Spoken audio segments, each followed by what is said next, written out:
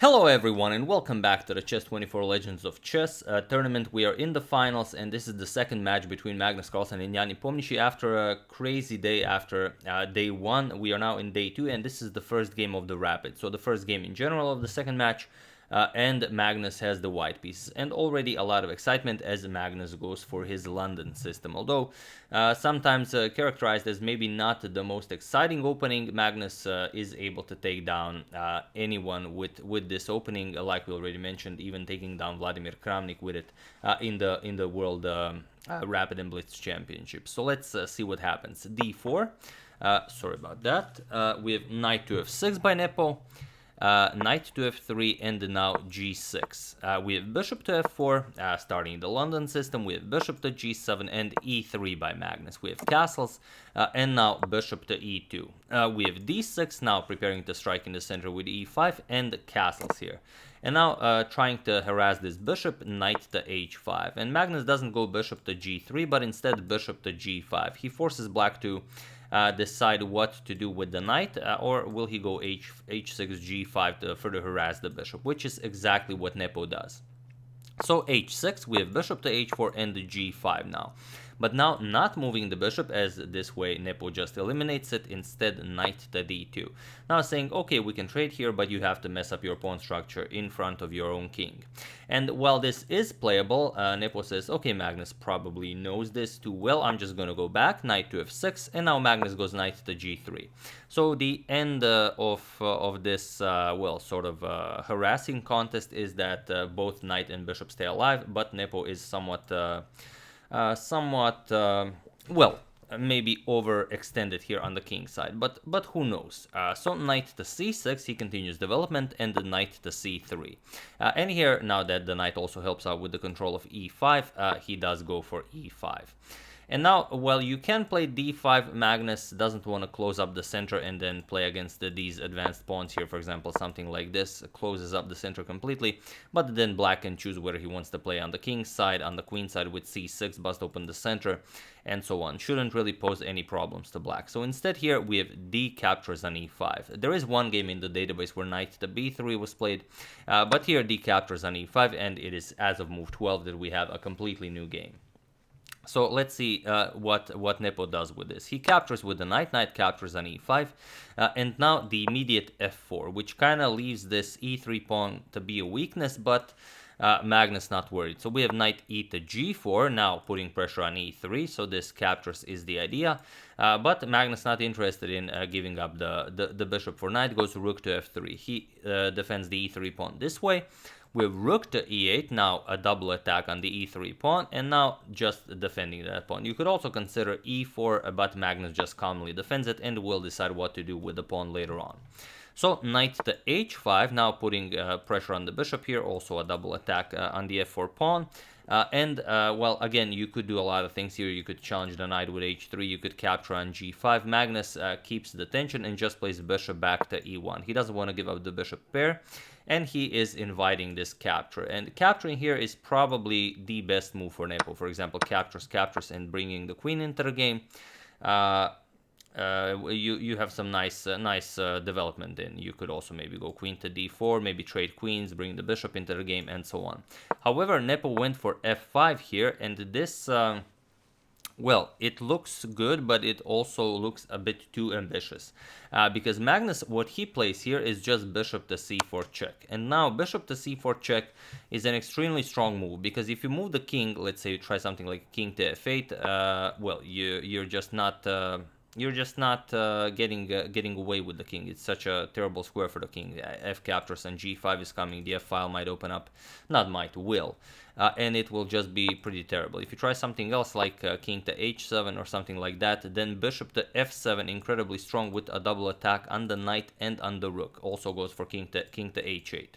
So that's not an option. So Nepo instead decides that he will not move the king. He will play bishop to e6. But now Magnus goes for just captures, because what this bishop on c8 was doing was it was guarding the f5 pawn, even though it's not currently attacked, but one capture on g5 and the pawn will be under attack. So this is what Magnus goes for. We have captures on e6, captures, and now Queen to d5 looks interesting, but it doesn't really do anything. Black just defends it, and then next you're gonna play c6 d5, push the white queen away, and just continue the game. So instead, Magnus goes for h3. He challenges this knight to go back, knight g to f6, and now f captures on g5 with an attack on the knight and also on the f5 pawn. So h captures, and finally Magnus grabs it. Rook captures on f5. So this is why that f5 move was a bit too ambitious, because it doesn't matter what you do, you always lose it. And losing the pawn is probably the best for black, because if you tried moving the king instead of trading off the light square bishops, you're just dead lost. So here, bishop h6, Nepo defends the g5 pawn, but now g4. Pushes the other knight back as well, knight g7, and now rook back to f3, guarding the e3 pawn, and now this knight is sort of stuck here. You can't go here, you can't go here, you can't go here. And it's not at all clear where the knight is going. So queen d7 by Nepo, preparing to double up rooks on the e file, and now knight to g3, preparing to bring the knight into the game via the f5 or g5 squares, maybe even just to support the pawn via the e4 push. So rook 8 to e8, another attacker is brought to the e3 pawn, and now bishop f2, just nicely defending that. And here Nepo played queen to c6, just puts pressure on this rook on f3, so if the queen moves you can capture it, but this is now a completely winning position for Magnus, so feel free to pause the video here and try to find the idea while I give you a couple of seconds. So for those of you who were able to do it, congratulations on finding such a nice normal move. And for those of you who just want to enjoy the show, it's e4, and e4 is quite the move. E4 is quite the move because black doesn't really have a good move here. For example, if you're not careful with something like basically white wants to play knight to d5, and as soon as this knight lands on d5, it's just game over. For example, if you try something like a6, knight d5, and that's it. There's a double attack here, which is pretty terrible in itself. Point is, you can never capture. If captures, the double attack just wins the game. And even if you don't capture, if you try something like rook f8 to defend the knight, you're just gonna get bishop to d4. Another attacker is here. If you move it, let's say knight h7, you're gonna get rook to c3. Now with an attack on the queen. After the queen moves, the knight and the rook will nicely join up on the attack on the c7 pawn. And once that happens, you are breaking through here, just captures. This will be under a lot of pressure. The knight is coming into the game via knight h5, knight to f5. Just complete madness. So instead, okay, Nepo did not play such a silly move like a6. Nepo played knight to d7. So the knight d5 does not come with an attack on the knight, but still Magnus just played knight to d5. And it was again in this position that Jan Nepomniachtchi resigned the game, and it is what Grishuk meant with the quote above the board. He said that this resignation shows a lot of respect, as not a lot of people would resign here. They would still try some things and hope that Magnus can also make a mistake. But Nepo says no. I think that you are more than able in winning this, and I will not be wasting my time and energy trying to save this. So let's just turn to other games and see what happens there. Here you resign again because there's not much to do. Rook c3 breaks through here on the c7 pawn, and there aren't all that many good ideas on how to go about defending this.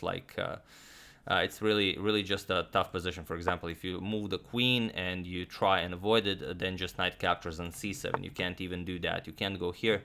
It's just there's no move that you can play that actually helps you. If knight to c5 trying to meet this rook to c3 idea by just blocking it, you're still going to play rook to c3 and prepare b4. And if a5, then the position just slowly but surely gets worse. a3, preparing b4 to break through. Now you can play a4, but still b4, and it's not much better. A captures, c captures, again b4 is coming. You cannot stop this. It's just hopeless whatever you do here. So this is coming, and on the other hand, if you don't try and stop it, there's not an active move you can play. You could try some complete madness move, but nothing really comes to mind here. there is no defense against this idea. Even though it just gives up a pawn, this pawn is like the defender of the entire position, and well, then this pawn becomes weak, then you're just all over the place.